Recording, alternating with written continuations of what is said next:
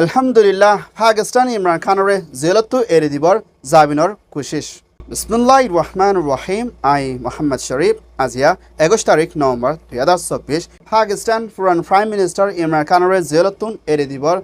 আদালতর ফয়সালা